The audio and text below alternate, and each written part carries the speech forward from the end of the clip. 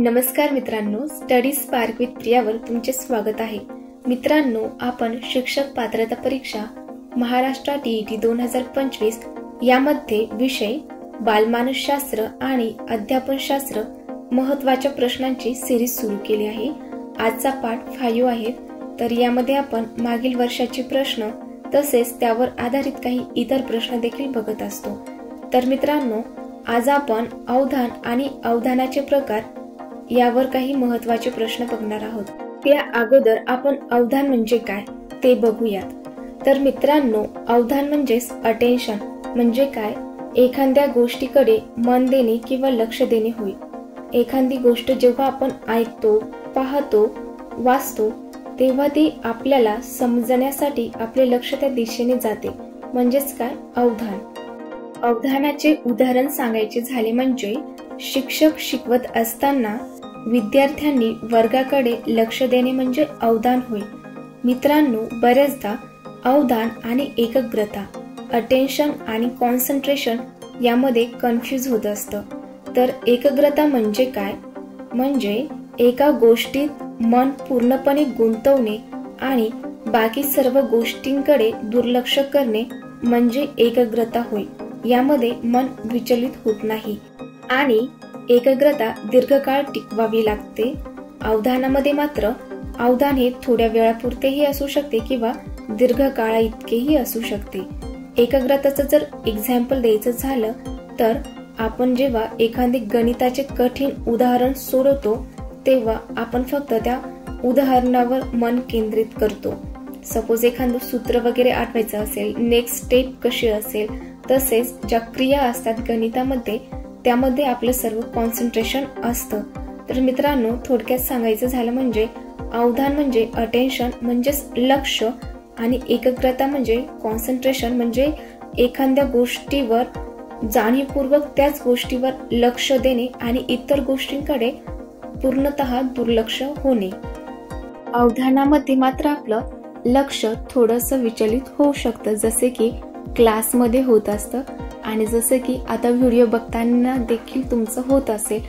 बाहेरचा आवाज वगैरे किंवा घरांमध्ये जे आजूबाजूला आवाज होत राहते त्यामुळे टीव्हीचा आवाज, इतर मोबाईलचा आवाज यामुळे आपलं अवधान विचलित होऊ शकतं। मात्र तुम्ही जर गणित सॉल्व्ह करत असाल तर तुम्हाला कितीही आवाज वगैरे आले तरी तुमचं पूर्ण लक्ष त्या गणित सॉल्व्ह करण्यामध्येच राहतं।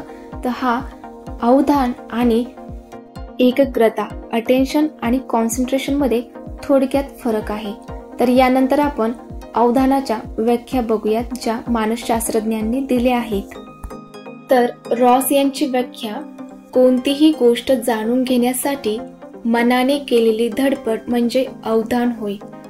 आणि टिचनर यांची व्याख्या अवधान म्हणजे जाणीवेचे केंद्रीकरण होय। तर मित्रांनो, थोडक्यात अवधान ही जी प्रक्रिया आहे ती निवडपूर्ण प्रक्रिया आहेत आणि अवधानासाठी एखादी वस्तू डोळ्यासमोर असलीच पाहिजे असे नाही। जसे की तुम्ही एखादं जेव्हा काम करता तेव्हा तुम्हाला अचानक एखादी गोष्ट लक्षात येते म्हणजेच अवधानात येते आणि अभ्यासाने अवधान एकाग्रता काळ वाढविता येतो आणि अवधानामुळे आपल्याला एखाद्या वस्तूचे ज्ञान व आकलन होण्यास मदत होते। तर मित्रांनो, अवधानाचे मुख्य 3 प्रकार पडतात: अनैच्छिक अवधान, ऐच्छिक अवधान आणि अभ्यस्त अवधान। तर आपण प्रश्नाद्वारे त्यांच्या व्याख्या बघूयात। त्या अगोदर अवधान आकर्षित करणारे बाह्य घटक आणि गुणधर्म यावर देखील प्रश्न आले, थोडक्यात बघूया।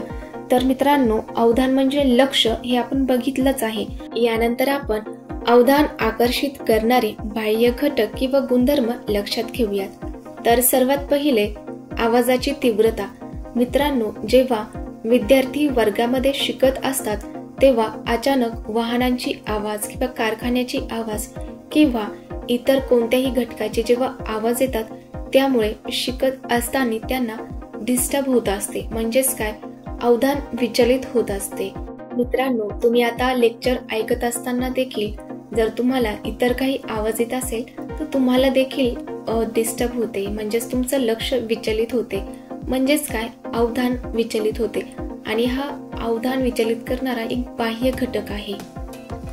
यानंतरचा बाह्य घटक आकार आणि परिवर्तन. तर मित्रांनो, जेव्हा निसर्गामध्ये चेंजेस होत असतात, ढगांचे आवाज वगैरे, त्यांचा आकार, ढग काळे वगैरे होणे, तर जेव्हा विद्यार्थी खिडकीमधून हे सर्व दृश्य बघत असतो तेव्हा त्यांचं लक्ष त्याकडे जास्त असतं.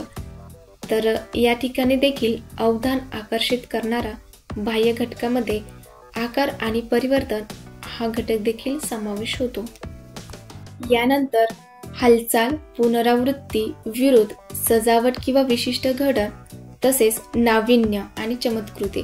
तर मित्रांनो, लक्षात घ्या, जेव्हा आपण शिकत असतो किंवा एखादा लेक्चर करत असतो किंवा रीडिंग करत असतो, या कोणत्या देखील गोष्टी होत असताना बाहेरून जो आवाज येतो किंवा कोणत्याही एखाद्या गोष्टीची हालचाल होत असते, काहीतरी भांडण वगैरे किंवा एखादं काहीतरी डेकोरेशन वगैरे होत असते किंवा परिवर्तन, आकार, आवाजांची तीव्रता, एखादी नाविन्याची गोष्ट जर घडत असेल तर या सर्व गोष्टींचा अवधानावर म्हणजेच लक्ष यावर परिणाम होत असतो. हे सर्व झाले अवधान आकर्षित करणारे बाह्य घटक.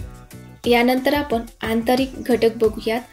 तर मित्रांनो, तुम्ही हे लेक्चर करतायत कारण तुम्हाला TET मध्ये मार्क्स घ्यायचे आहे. तर या ठिकाणी तुम्हाला TET मध्ये मार्क घेण्याची प्रेरणा आहे आणि तुमची गरज देखील आहे.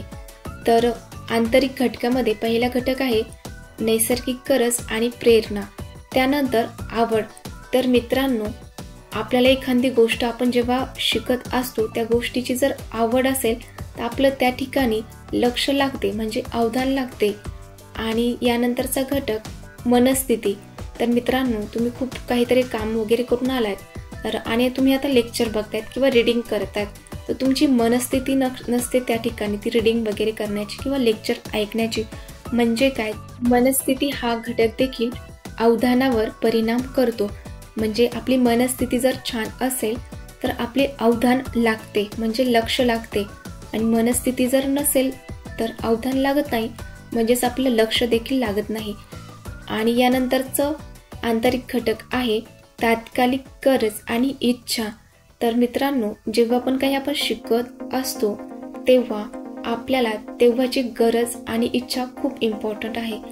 जेव्हा आपली एक्झाम जवळ येते तर आपण खूप मन किंवा लक्ष देऊन अभ्यास करत असतो, म्हणजेच काय, तेव्हा ती तुमची गरज आणि इच्छा दोन्ही पण असते. त्यानंतरचा घटक आहे सवय.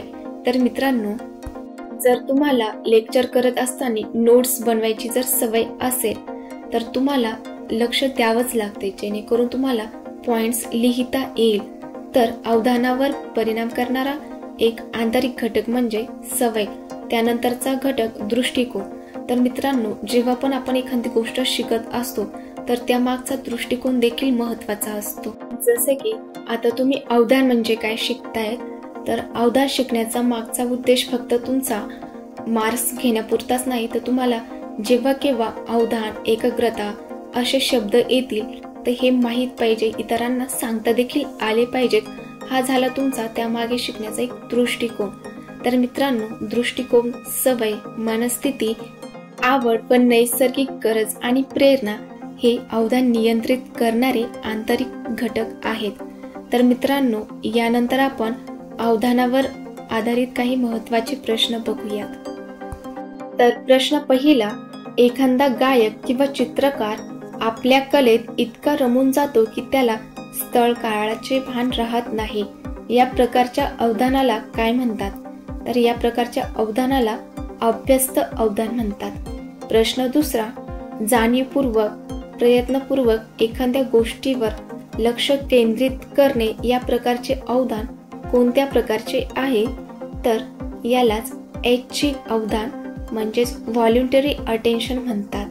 प्रश्न तिसरा, एखाद्या आवडीच्या कामात इतके रमणे की विशेष प्रयत्न न करता सतत लक्ष केंद्रित राहते, या प्रकारच्या अवधानाला काय म्हणतात? तर उत्तर आहे अभ्यस्त अवधान, हॅबिच्युअल और नॉन व्हॉल्युंटरी अटेन्शन. तर मित्रांनो, यानंतरचा प्रश्न, एखाद्या विशिष्ट ध्येय किंवा हेतू साध्य करण्यासाठी दिलेले लक्ष या प्रकारच्या अवधानाला काय म्हणतात? तर उत्तर आहे हेतुपूर्वक अवधान, पर्पजफुल अटेन्शन. प्रश्न 5वा, अवधान आकर्षित करणारे बाह्य घटक कोणते? तर मित्रांनो, आपण बघितले की बाह्य घटक जर म्हटलं तर आवाजाची तीव्रता किंवा आकार, पुनरावृत्ती, नाविन्य, हालचाल, परिवर्तन आणि सजावट इत्यादी घटक अवधान आकर्षित करणारे बाह्य घटक आहेत.